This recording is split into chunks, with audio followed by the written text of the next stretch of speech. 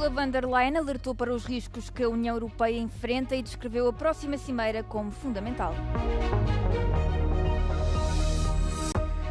Depois de França, agora é Meloni a recuar em relação ao Mercosul. A primeira-ministra italiana diz que é demasiado cedo para fechar o acordo.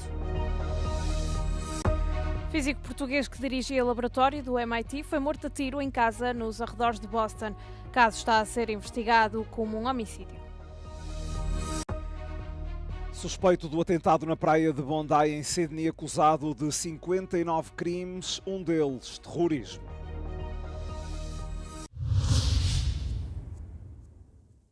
Esta semana, a União Europeia enfrenta duas grandes decisões que podem moldar a sua imagem global. Primeiro, tem de decidir como pode ajudar a Ucrânia a manter a sua economia a funcionar e a continuar a resistir à agressão russa. Em segundo lugar, tem de decidir se fecha um acordo de comércio livre com os países sul-americanos do Mercosul. A Presidente da Comissão Europeia, Ursula von der Leyen, descreveu a próxima cimeira como fundamental para a segurança e independência da Europa e alertou para os perigos de uma ordem mundial em rápida mutação. Europe must be responsible for its own security. This is not longer an option, this is a must.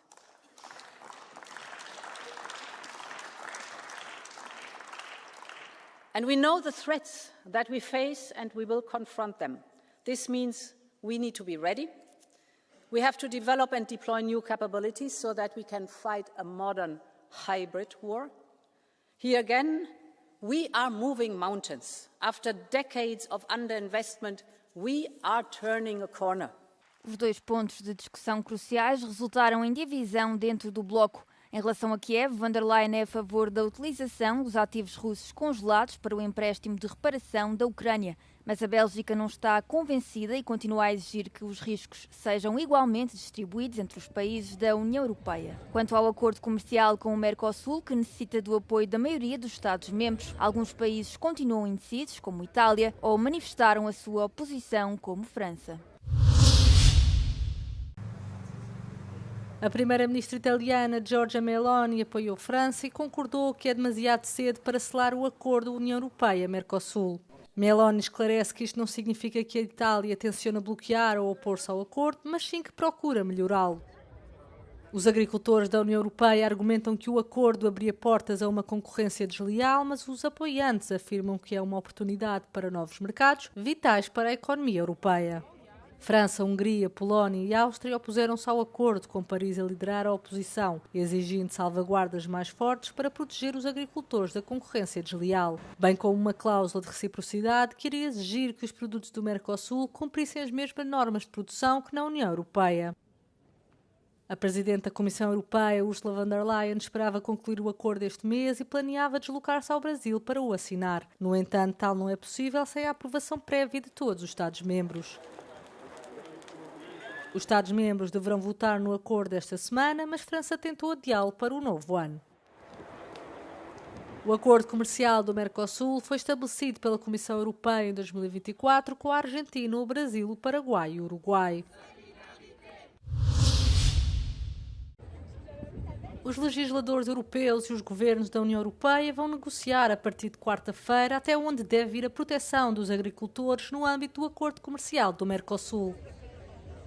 Na terça-feira, os eurodeputados apoiaram uma cláusula de salvaguarda para o acordo, uma medida destinada a reforçar o controle do mercado da União Europeia no caso de um aumento das importações provenientes da América Latina. O apoio às salvaguardas não significa a aprovação do acordo no seu conjunto. Os 27 Estados-membros deverão votar o acordo na sua totalidade esta semana.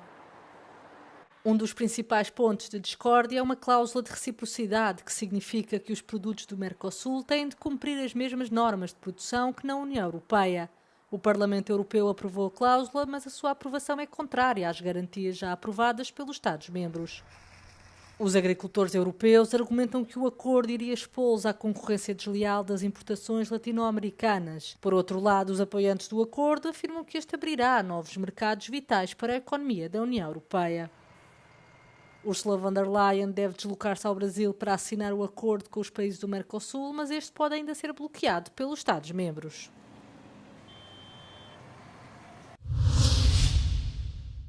A Comissão Europeia anunciou na terça-feira que voltou atrás na proibição total de novos veículos com motor de combustão a partir de 2035, após pressão dos fabricantes de automóveis em dificuldades.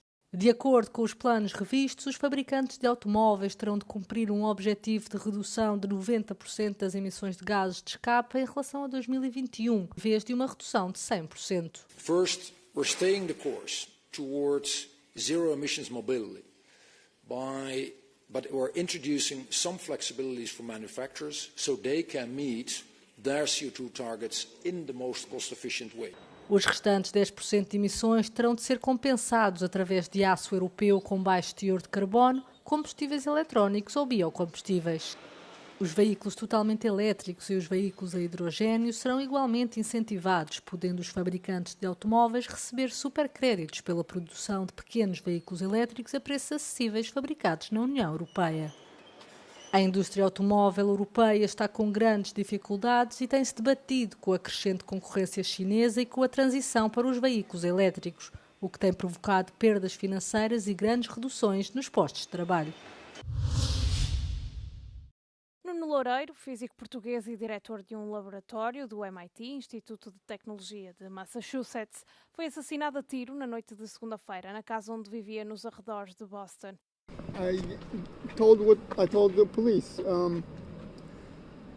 that at about 9 o'clock I heard 3 loud bangs. I thought at first it was somebody in our apartment kicking in the door or something. So I called the neighbors and they said no, they thought it was gunshots. A polícia acorreu ao local após um alerta de tiroteio e encontrou-o com múltiplos ferimentos. Nuno Loureiro ainda foi transportado de ambulância para um hospital da área, mas não resistiu aos ferimentos e morreu na manhã de terça-feira. Terrible. I mean, I don't know what happened or why it happened. It's very scary though. And we're living in such terrible times right now that it seems like violence is just happening everywhere. O caso está agora a ser investigado como um homicídio. O suspeito sobrevivente do ataque com arma de fogo na praia de Bondi, em Sydney, foi acusado de 59 crimes. Entre eles 15 de homicídio, 40 de homicídio tentado, terrorismo e colocação de explosivos. Na lista de acusações contra Navid Akram, de 24 anos, está também o crime de exibição pública de símbolos terroristas. Em causa, 2 bandeiras do Estado Islâmico encontradas no carro dos atiradores.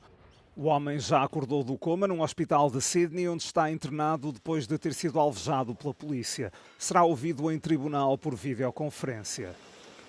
Entretanto, já tiveram início os funerais das 15 pessoas mortas no atentado que visou o Hanukkah, uma celebração judaica de 8 dias. As cerimónias fúnebres juntaram centenas de populares que quiseram homenagear as vítimas, entre elas uma menina de 10 anos e um idoso sobrevivente do Holocausto. Nas proximidades foi montado um forte dispositivo de segurança. A polícia verificou os documentos de identificação de quem se deslocou às exéquias.